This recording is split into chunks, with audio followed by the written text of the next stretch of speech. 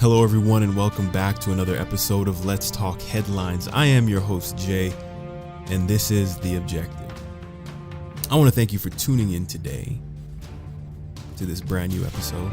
It's actually March the 5th, 2017, and the time is 3:14. It is early. And, like I said, in the evening time, well, it's not, I can't even say it's in the evening time. In the morning time, I guess I should say, my mind seems to be a bit more clear, a bit more relaxed, and I feel a bit better doing my podcast late. Anyways, I want to start my shows from now on, and maybe even end my shows with a quote. I went to my parents' house, and I dug up an old moleskin book that I used during my time in university to just document quotes that really stuck out to me, that really spoke to me. And if I was listening to maybe a keynote speaker or a sermon or something like that, and I wanted to remember a quote that was used that spoke to me, I would write it in my moleskin book. So I have it here and I want to begin to utilize it. Anyways, the quote today, it's from Herbert E. Douglas, and I think it's relevant to this podcast. And it says, "Truth does not change, but a person's appreciation for and understanding of truth does." And it kind of just focuses on the solidity and firmness and sturdiness of truth, and then the fickleness of humanity. So that's why it's always our goal to aim for objectivity. Today's headline, and yes, this story isn't brand new, but the development that I have is: there was a huge uproar about Kellyanne Conway disrespecting the Oval Office. And there's a picture that was going around with Kellyanne sitting in the Oval Office on the couch in a way that wasn't characterized by professionalism or reverence for the office. And this actually took place during a 2-day listening session where the president hosted members that were a part of the HBCU, which stands for Historically Black Colleges and Universities. So it was a 2-day listening session that occurred when this picture was actually taken. Now, one of the individuals in this picture, I know. He's actually a friend of the family. And I will not say his name now for the sake of privacy, but he will be writing an article on what I'm about to tell you. And it will be further clarified, and I will be sure to give a link when that article is out. Right now, he is traveling, but I was told that an article will be written. He said that during this meeting and the result of this meeting in terms of how the media portrayed Kellyanne Conway's disrespect, he began to understand and really see clearly the media bias when it comes to the Trump administration. He was in this room in the Oval Office. Everyone was having a good time.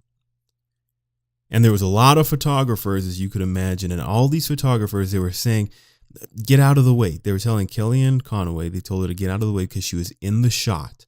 So in the moment of it all, when she was told to get out of the way, she did just that and ended up in that position on the couch. And that's a picture that goes around. It has been going around. And this gentleman said, there was no disrespect. There was no feeling of disrespect. There was no feeling of unprofessionalism or irreverence in that moment. It was simply a matter of these individuals were gathered around the president and the media were trying to take pictures, and Kellyanne happened to be in the way, and they told her to move, and she did that in the moment. And then this picture was taken and sensationalized. And the media does what it does best. To be quite honest, folks, this is just another example of the feigned righteousness that seems to be birthed from the left.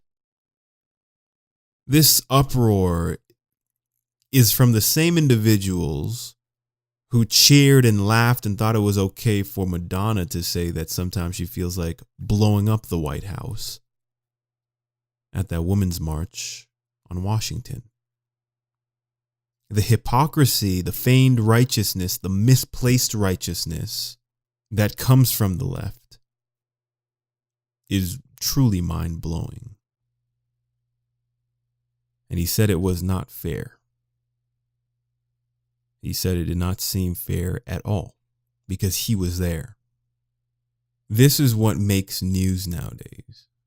There is an active war occurring between the White House and left-wing media. If you go to CNN at any point during the campaign, during the nomination, during the inauguration, the presidency, CNN is faithful to paint the Trump administration with a brush that isn't characterized by transparency, integrity, and honesty.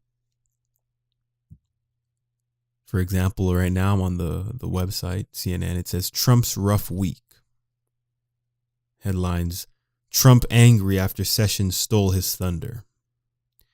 And then they have links to Saturday Night Live, mocking Kellyanne Conway and Jeff Sessions.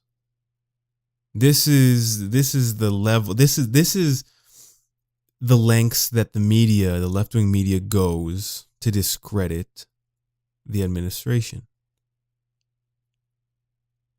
And it's to the point where my liberal colleagues say that some of the liberal media shows that they watch, TV shows, they say that it's getting tiresome because these individuals, every single episode, they're finding something new to beat on Trump about.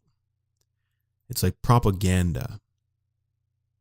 And I think this is because CNN and NBC and ABC and these news outlets, they feel personally offended by Trump's victory.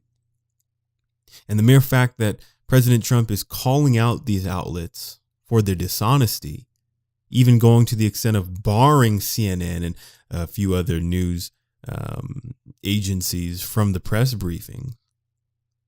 It's pretty much a war. We see that an entity that is supposed to be unbiased, impartial, center line, they're now in a back and forth taking shots at the president of the United States. This is why they're considered the opposition party, the media. It's a sad state, a very sad state. But like I said before, when the history books are written, presidents are characterized by what they have done for the country. And many Americans have determined that especially after hearing President Donald Trump's joint address to Congress, that his plans will move the country in the right direction. And he has proven that he can get it done. He is a doer. In his first week, he has done so much of his agenda. And he continues to work towards what he promised the American people.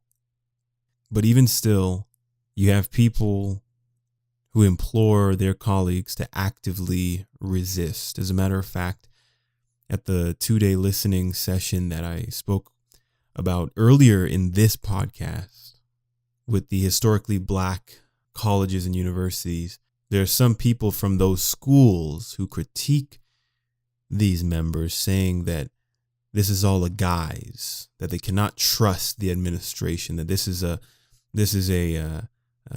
act for the media to give a false pretense that the administration actually has any care at all for the black community. And every time that the administration reaches out their hand to the other side, they're continuously slapped and not taken seriously. And for those individuals who have met with the president, and before I end here, one of the things that really gets me about the African American community that I believe needs to change, and it's a very tragic thing, is that you are not allowed to think on your own. If you think differently from the majority, you will be exiled and you'll be called names like Uncle Tom, a coon. There are so many different names that you will be called, and you won't be taken seriously. If you don't get with the status quo in the Black community and their political affiliations, you are an outsider and you are not embraced. They do not embrace variety of thought. And this is what's crippling the community. Groupthink, the same thing that cripples the left. I'm just happy that there are individuals on the front lines who are beginning to see the hypocrisy, the dishonesty, and the agenda of the left-wing media. It's plain to see. And every day it seems like individuals on the left who are honest become more and more objective. And I believe it my responsibility to get out alternate avenues of thought, ones that aren't being pushed in the mainstream media, on social media, ones that go against what is being spoon-fed to the younger generation. They're being taught what to think. They're not taught how to think critically. They're taught how to think on the surface and how to just accept and to consume, and how it's cool to think what the mainstream places before you is fact. I say no. I say you think critically for yourself. Listen to both sides, listen to all sides, and then being objective, determine the path that you will go. Thanks so much for listening. Until we meet again, may it be your objective to be objective. Have a good night.